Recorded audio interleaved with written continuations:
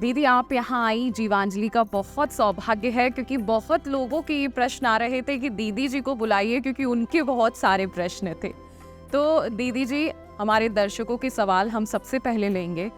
बहुत लोगों का सवाल है कि मन को शांत कैसे करें? आप इतना स्पिरिचुअल हमें ज्ञान देती हैं और हम बहुत लोग आपको फॉलो करते हैं, तो मन को कैसे शांत किया जाए, मन को कैसे एकाग्र किया जाए? प्रश्न तो बहुत कॉमन है। इनफैक्ट इंसान शांति की तलाश में क्या नहीं करता। अगर हम अपने पीछे चले जाएं थोड़ा सा, तो कई लोग सन्यासी इसलिए बने कि उन्हें शांति चाहिए थी। आज भी जब कोई व्यक्ति शरीर छोड़ता है तो कहते हैं उसकी आत्मा को शांति दो, थोड़ी देर के लिए मौन में बैठो। तो सोचने का विषय ये है कि हम अपने जीवन के अंदर जो कुछ भी कर्म कर रहे हैं, क्या हम उस कर्म से अपने लिए थोड़ी सी शांति भी एकत्रित नहीं कर पाए? परंतु सोचने का विषय ये है कि जब हम कहते हैं ओम शांति, यानी मैं आत्मा शांत स्वरूप हूँ, तो यानी शांति तो मेरे गले का हार है, यानी मेरा स्वधर्म है। चीज़ मेरे अंदर है, लेकिन अगर मैं उसे बाहर ढूंढूंगी, कोई भी चीज़ आपके घर में अगर खोई हुई हो और आप उसे बाहर ढूंढो तो मिलेगी? बिल्कुल नहीं मिलेगी। तो यही बात है कि शांति एक्चुअली हमारा स्वधर्म है, हमारा ओरिजिनल नेचर है, मनुष्य आत्मा की ओरिजिनल धारणा है। तो शांति की तलाश हम कर रहे हैं, परंतु बाहर कर रहे हैं। सोचते हैं शायद ये काम हो जाए, पढ़ाई पूरी हो जाए, फिर कॉलेज की स्टडीज़ भी हो जाए, फिर नौकरी लग जाए, फिर शादी हो जाए, फिर बच्चे हो जाएं, बच्चों के बच्चे हो जाए। तो बाहर ढूंढ रहे हैं, हर काम में ढूंढ रहे हैं, हर संबंध में ढूंढ रहे हैं। लेकिन अगर थोड़ी देर के लिए सब बातों को भूलकर अपने साथ बैठ जाएं, क्योंकि आत्मा का स्वधर्म शांत है, देह का नहीं। देह में आते हैं तो आवाज़ में आते हैं। बाह्य दुनिया के कांटेक्ट में आने का माध्यम ये प्रकृति के पंच तत्वों से बना हुआ शरीर है। बाहर 5 एलिमेंट्स हैं, ये बॉडी भी 5 एलिमेंट्स की बनी है। इन 5 एलिमेंट्स के द्वारा मैं इस प्रकृति के कांटेक्ट में आती हूँ। आप भी आत्मा है, परंतु प्रकृति से बने हुए इस शरीर के अंदर है।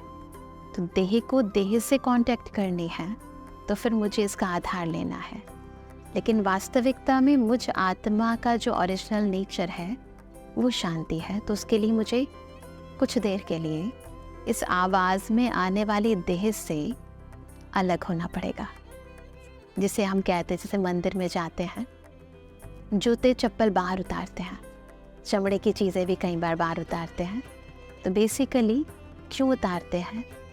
क्योंकि बॉडी कॉन्शियसनेस उसी का ही प्रतीकात्मक रूप है, ये चमड़ी या चमड़े से बनी हुई चीज़ें। यदि आपको परमात्मा से मिलना है, परमात्मा से सुख शांति प्राप्त करनी है, पहला रूल बॉडी कॉन्शियसनेस को भूलना पड़ेगा। वो प्रतीकात्मक रूप में हम मंदिरों में जाते हैं, इसलिए थोड़ी देर के लिए शांति मिल जाती है। लेकिन प्रैक्टिकल लाइफ में अगर हम थोड़ी देर के लिए इस बॉडी से डिस्कनेक्ट होकर, इससे कनेक्शन तोड़कर अपनी सोल कॉन्शियस स्टेज में टिक जाएं और शांति के सागर परमपिता परमात्मा के सानिध्य का अनुभव करें, जब चाहे जहाँ चाहे जो भी कर्म कर रहे हो। आप न्यूज़ रूम में बैठे हैं, चारों तरफ शोर है, नेगेटिविटी का वातावरण है, तो वहाँ पर भी आपको शांति की अनुभूति हो जाएगी। तो इसीलिए हम जब मेडिटेशन सिखाते हैं तो पहली चीज़ यही सिखाते हैं, 2 मिनट के लिए बॉडी से अलग, बॉडीली कर्मों से अलग, संबंधों से अलग, अपने निज स्वरूप आत्मिक स्थिति में टिक जाओ। यही टिका है जो तिलक लगाते हैं, इस स्थिति में टिक जाना। जैसे आप ओरिजिनल नेचर में टिकेंगे, वैसे ही आपको अपने स्वधर्म की अनुभूति होने लग जाएगी। पर धर्म यानी पराया धर्म, यानी बॉडी कॉन्शियसनेस आपको अपने नेचर से अलग दूर लेकर जाता है। फिर हम और मटेरियलिस्टिक चीज़ों में पढ़ते हैं, व्यक्ति में पढ़ते हैं, और दूर होते जाते हैं।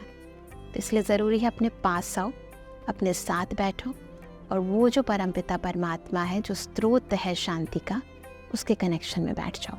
मतलब भगवान का ध्यान करें या हम लोग आसन करें या मेडिटेशन करें तो हम लोग ये जो चिंता है, तनाव है, इससे दूर आ सकते। ऑटोमेटिकली हो जाएगा because you are now near to yourself, अपने नेचर के सेल्फ, अपने नेचर के बिल्कुल करीब आ गए, अपने स्वधर्म में टिक गए, तो उसकी अनुभूति ऑटोमेटिकली होने लग जाएगी। अगर आपको हमारा ये वीडियो पसंद आया हो तो हमारे चैनल जीवांजलि को सब्सक्राइब करें